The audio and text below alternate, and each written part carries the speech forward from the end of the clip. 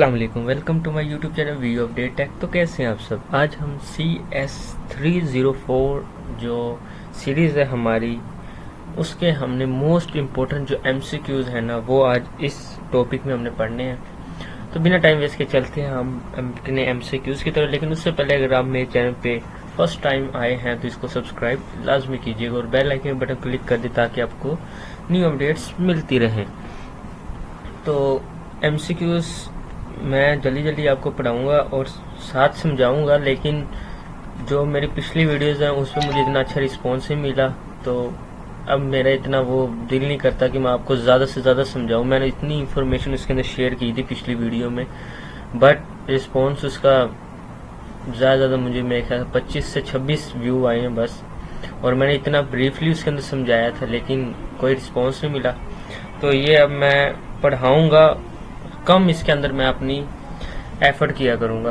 तो चलते हैं हम अपने MCQs की तरफ। इसमें सबसे पहले MCQs which one of the following terms best represent the statement given below, hiding details of an object from the other parts of the program. तो ये हमारे पास होता है एनकैप्सुलेशन।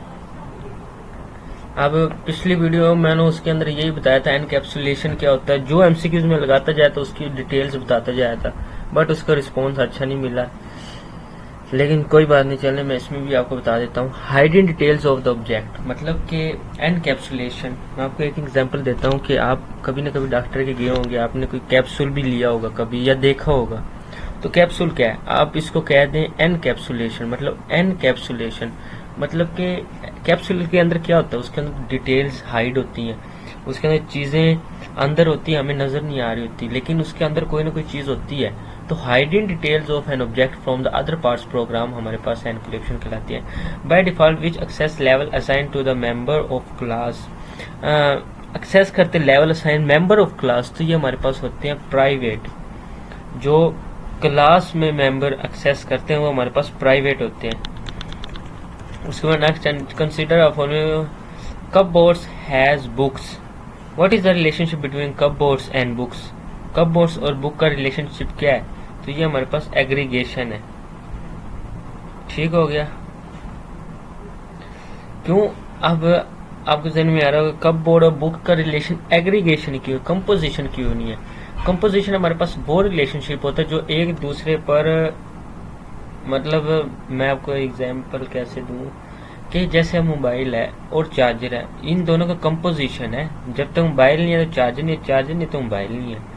तो एग्रीगेशन में इसी तरह कपबोर्ड्स और बुक का एग्रीगेशन रिलेशनशिप। इनहेरिटेंस तो फिर खुसूसियात होती हैं, विरासत होती हैं, जो दादा बाबा इनसे विरासत में जो हमें मिल रही होती है, तो वो इसका रिलेशनशिप इससे नहीं बनता। तो none of a given option आता नहीं है। ठीक हो गया। Next, which of the following is weak relationship between the two objects. दो ऑब्जेक्ट्स के दरमियान वीक रिलेशनशिप क्या है, तो वो हमारे पास एग्रीगेशन ही है। अभी मैंने आपको ऊपर बताया भी है। इनहेरिटेंस तो फिर विरासत होती है, कंपोजिशन तो फिर उनका वीक रिलेशनशिप नहीं होता, वो एक स्ट्रॉन्ग होता है कि जब तक मोबाइल बेकार अगर चार्जर नहीं है और चार्जर बेकार अगर मोबाइल नहीं है, तो एग्रीगेशन हमारे पास एक वीक रिलेशनशिप है। जैसे कपबोर्ड्स और बुक का इतना खास रिलेशनशिप नहीं है। नेक्स्ट हमारे पास inheritance, a child class is a subtype of class. Child class हमारे पास subtype of class, subtype of base class है। तो यस, ये हमारे पास ट्रू है। हमारे पास जो चाइल्ड क्लास होती है वो बेस क्लास होती है। सब टाइप ऑफ बेस क्लास मतलब बेस क्लास की टाइप होती है। वरना हमारे पास जो पेरेंट्स, जैसे इनहेरिटेंस मैं अभी भी आपको बता के आया था, इनहेरिटेंस मतलब बाप दादा इनसे चलते हैं विरासत। तो अब बाप दादा हमारे पास पेरेंट जो क्लास होती है ना, वो हमारे पास होती है बेस क्लास। जबकि हमारे पास जो ये होती है दूसरी, क्या है ये, ड्राइव्ड क्लास, ये हमारे पास होती है चाइल्ड क्लास। इसमें इन्होंने बात किया कि child class is a subtype of a base class, मतलब चाइल्ड क्लास बेस क्लास है इसकी। इसके बाद नेक्स्ट हम बात करते हैं, you're a software designer has shown your sketch new computer part system share create all the computer calls under to child classes. तो ये हमारे पास क्या है, ओह अस्तगफिरुल्लाह, इतना बड़ा, तो ये मेरे ख्याल से आएगा भी नहीं। लेकिन इसका मैं आपको आंसर बता देता हूँ। ये हमारे पास 6 है। अगर किसी बच्चे का दिल करे तो वो इसको पढ़ लीजिएगा, इसको इसको यहाँ पे रोक कर वीडियो को और पढ़ लीजिएगा। By default all members of the class are, by default all member of the class are, तो मैं पहले भी बता के चुका हूँ जो क्लास मेंबर होते हैं वो हमेशा प्राइवेट होते हैं। नेक्स्ट है the dash keywords tell subtitle the code within a function definition every instance of a function call, तो हमारे पास जो कोड लिखा जाता है वो हमारे पास इन लाइन में लिखा जाता है। ठीक हो गया। इसके बाद नेक्स्ट चलते हैं। व्हाट प्रॉब्लम एस में occurs when we copy objects without using deep copy constructor, मतलब डीप कॉपी कंस्ट्रक्टर को यूज किए बगैर हमने जब कॉपी ऑब्जेक्ट को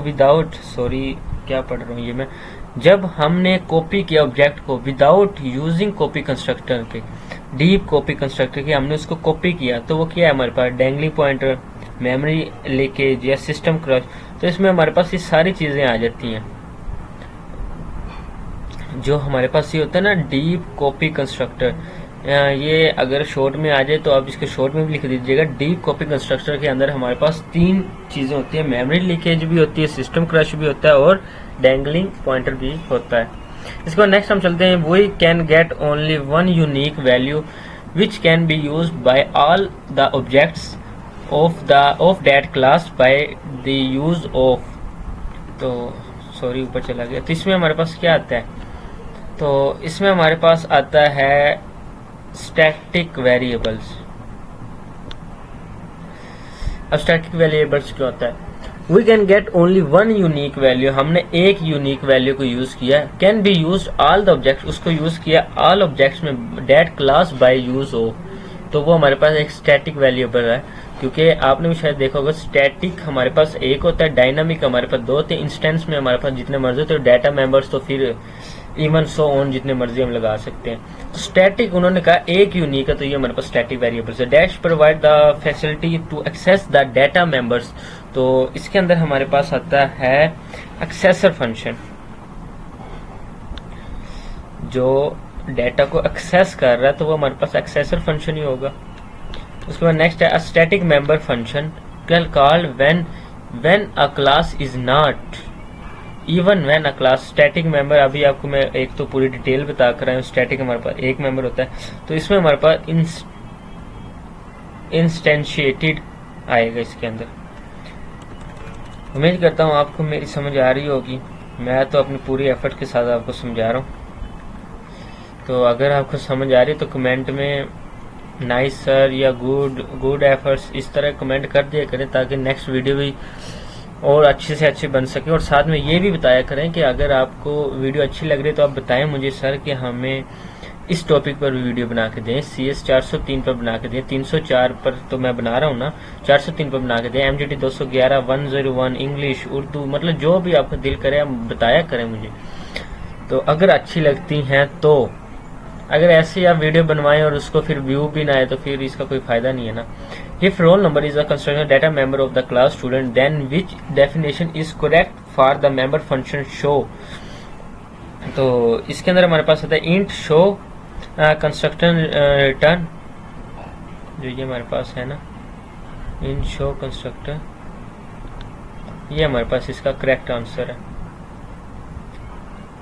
अब आप कोडिंग करेंगे तो आपको सही समझ आएगी, अगर मैं यहाँ पे करवाने लग गया तो वीडियो ज़्यादा लेंथी हो जाएगी। तो मतलब वो बात पूछ रहे हैं कि रोल नंबर और कंस्ट्रक्टेड डाटा क्या है, स्टूडेंट का है, डेफिनेशन करेक्ट करें और उसको शो करना आपने। तो ये देखें इंट शो, अब कोडिंग दिल तो कर रहा है कोडिंग करवा दूं लेकिन वीडियो ज़्यादा लेंथी हो जाएगी। इंट शो वो शो कर रहा है कंस्ट्रक्टर रिटर्न रोल नंबर और उसके बदले में उसका क्या मिल रहा है, उसका रोल नंबर मिल रहा है। तो ये हमारे पास फर्स्ट चीज़ है करेक्ट।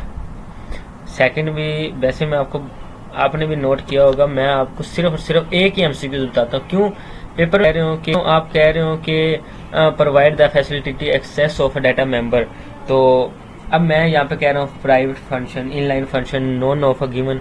तो आप पेपर में बैठे सोच रहे होंगे सर ने हमें कौन सा बताया था, तो जब मैं बताऊंगा ही आपको एक, तो आप पेपर में बैठने सोचने की आपको कोई जरूरत नहीं पड़ेगी। आप कहेंगे सर ने हमें कहा था एक्सेस फंक्शन है, तो एक्सेसर फंक्शन ही है।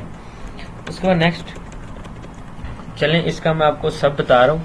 इंट शो, ये शो कर रहा है, रिटर्न हमें वैल्यू क्या दे रहा है, उसका रोल नंबर, वैलिड शो, ये तो फिर वैसे ही गलत हो गया। इंट शो कर रहा है कंस्ट्रक्टर रोल नंबर 50 प्लस 50, ये हमारे पास नहीं है, हमने उससे रोल नंबर पूछा है, उसको बता के नहीं मांग रहे हैं, और यहाँ पे भी उसका नंबर नहीं पूछ रहे हैं, रोल नंबर पूछा है तो वो हमें उसके बदले में हमें वापस बता रहा है। नेक्स्ट हम चलते हैं, this pointer does not pass implicitly to dash function. तो इसमें हमारे पास कौन सा है, तो इसमें हमारे पास static member, this pointer does not pass the implicitly, ये पास नहीं करता implicitly to static member function. तो स्टैटिक मेंबर फंक्शन मैं आपको ऊपर बताकर भी आया हूँ कि ये स्टैटिक मेंबर फंक्शन हमारे पास वो होता है जिसके अंदर एक ही कोई भी काम मतलब वो कर सकता है वगैरह वगैरह। When one of the correct way initialize static variables, तो इसमें हमारे पास क्या आता है, इसमें हमारे पास आता है int student number of a student is equal to 0।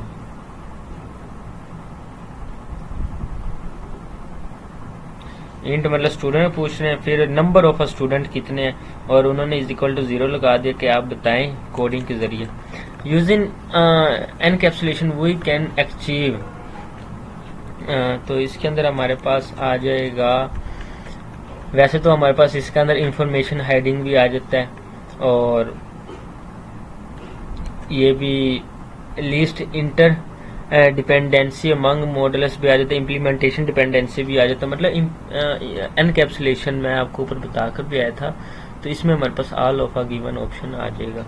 Bye default which access the level is assigned the member class, मतलब एक्सेस कर सकते हैं लेवल वो मेंबर क्लास, वो उसको प्राइवेट भी कर सकते हैं, उसको पब्लिक भी कर सकता है, लोकल भी कर सकता है, और प्रोटेक्ट भी कर सकता है, वो जो कोड कर रहा है वो उसके हाथ में है। Object 7 identically characteristics belongs to object 7 identically characteristics belong to same class। इसके बाद नेक्स्ट चलते हैं, aggregation is implemented using pointer true या यहाँ पे false. Aggregation is implemented using pointer, जो हमारे पास एग्रीगेशन है वो यूज करता है पॉइंटर को, तो ये हमारे पास ट्रू है या फॉल्स है। तो जो हमारे पास एग्रीगेशन होता है, मैं ऊपर आपको बताकर आया था कि एग्रीगेशन हमारे पास, सबसे पहले तो मैं आपको ये बता दूं ट्रू है। ऊपर मैं आपको बता के आया था कंपोजिशन, एग्रीगेशन और पता नहीं क्या था, एक और चीज थी। तो ये क्या होते हैं, एग्रीगेशन का मैंने आपको ये भी बताया था, उसका रिलेशनशिप वो नहीं होता, एक स्ट्रॉन्ग रिलेशनशिप नहीं होता। तो यहाँ पे एग्रीगेशन क्या कर रहा है, वो एक पॉइंटर को यूज करके उसको इम्प्लीमेंट कर रहा है, तो ये हमारे पास इसका आंसर इज ट्रू आएगा। उसके बाद ये यार एमसीक्यूज में बहुत ज्यादा कंफ्यूज हूँ। The dash relationship indicates contain other objects, तो इसका काफी जगह मैंने पढ़ा भी दिया है, मुझे हैज आ लग रहा है, और काफी जगह मैंने पढ़ाया none of a given option. तो अब मैं इस दोनों एमसीक्यूज में कंफ्यूज हूँ, तो आपने भी इसके ऊपर सर्च करनी है। मैं तो सर्च की है, मुझे नन ऑफ अ गिवन भी मिला और हैज भी मिला है, तो आप इसके ऊपर सर्च करके जो आपको करेक्ट लगे आपने वो लगाना है। Next, which construct is a source for the creation of an object, तो इसमें हमारे पास कौन सा आता है, तो इसमें हमारे पास कंस्ट्रक्ट ऑफ अ क्लास आता है। उसके नेक्स्ट है, विच one of the good example method shared by all instance of the class, जो शेयर करता है ऑल इंस्टेंस ऑफ क्लास, तो कंस्ट्रक्टर भी नहीं है, एट्रीब्यूट भी नहीं है, कंस्ट्रक्टर एट्रीब्यूट भी नहीं है, तो none of a given option हमारे पास इसका करेक्ट आंसर है। इसके बाद नेक्स्ट हमारे पास है, we can get only one unique value which can be used all the objects of that class by the use, तो इसमें हमारे पास कौन सा आता है, इसमें हमारे पास आता है स्टैटिक वेरिएबल्स, सॉरी, इसमें हमारे पास होता है स्टैटिक वेरिएबल्स। तो ये ऊपर भी मैं आपको बता कर आया हूँ कि जो एक यूनिक होता है और वो उसको यूज करके ऑल ऑब्जेक्ट क्लास में यूज करते हैं, तो वो हमारे पास एक स्टैटिक वेरिएबल होता है। डायनामिक तो 2 या 3 इंस्टेंस में हमारे पास, और डाटा मेंबर में तो इवन जितने मर्जी हम ले सकते हैं। इसके बाद नेक्स्ट हमारे पास है, construct object can not change the state, yes, तो ये हमारे पास स्टेट चेंज नहीं कर सकती, ये हमारे पास ट्रू है। उसके नेक्स्ट हम चलते हैं विच of the class correct directional तेरी, ये कोडिंग आ गई है। तो इसमें हमारे पास जो है डी, और इसमें हमारे पास जो ए एमसीक्यूज है वो करेक्ट है। तो मैं आपको ए ही समझा देता हूँ कि वो पूछ रहे हैं स्टैटिक वेरिएबल, एक तो प्राइवेट स्टैटिक इंटरवल, तो इसमें कोई समझने की जरूरत नहीं है। बाकियों में हाँ आप ये देख लें 77 आ रहा है, तो इसमें 77 नहीं है। इस तरह आप इसकी, मैं तो कहूँगा आप इसकी वो क्या कहते हैं निशानी रख सकते हैं। इसमें बताता इसलिए नहीं, टाइम बहुत ज़्यादा इसमें वेस्ट हो जाता है और वीडियो ज़्यादा लेंथी हो जाती है, और वीडियो बच्चे यहाँ से इसको स्किप करके चले जाते हैं। If a static variable is not explicitly initialized, time is a definition, then हमारे पास क्या है, then the compiler will be initialized and the value is 0। ठीक हो गया, यहाँ पे हमारा ये एमसीक्यू होता है। If you do not initialize static variable of int type, then it is automatically initialized with dash, तो ये हमारे पास है 0। ठीक हो गया। इसके why we should avoid the use of friend function class, तो इसमें हमारे पास आता है friend function class minimize encapsulation। उम्मीद करता हूँ आपको मेरी समझ आ रही होगी। अगर समझ ना आए तो कमेंट फिर भी आपने लाजमी करना, कमेंट लाजमी किया करें। इससे पता लग जाता है कि सर कैसा पढ़ा रहे हैं, नहीं सही पढ़ा रहे तब भी बताया करें, पढ़ा रहे हैं सही तब भी बताया करें, किसी पे वीडियो बनानी है तब भी बताया करें। Constructor with different signature that default, then default constructor is called, तो इसमें हमारे पास आ जाता है ओवरलोडिंग कंस्ट्रक्टर। सो नेक्स्ट है consider all the ration number and ration number 1 and 2 objects, ration number identify 2 objects. तो इसमें हमारे पास जो करेक्ट आंसर है वो है रेशन नंबर 2 हमारे पास इसके अंदर आ जाता है। इसके बाद नेक्स्ट हम बात करते हैं, नेक्स्ट हमारा लास्ट है क्योंकि मुझे एक जगह जाना था, तो ये हम लास्ट एमसीक्यूज यहाँ पे पढ़ते हैं। ये वाला जो less than is equal to operation overloaded में आता है या नहीं आता, तो ये हमारे पास ट्रू है। तो उम्मीद करता हूँ आपको यहाँ तक समझ आ गई होगी। मिलते हैं नेक्स्ट वीडियो में। टेक केयर, अल्लाह हाफिज़।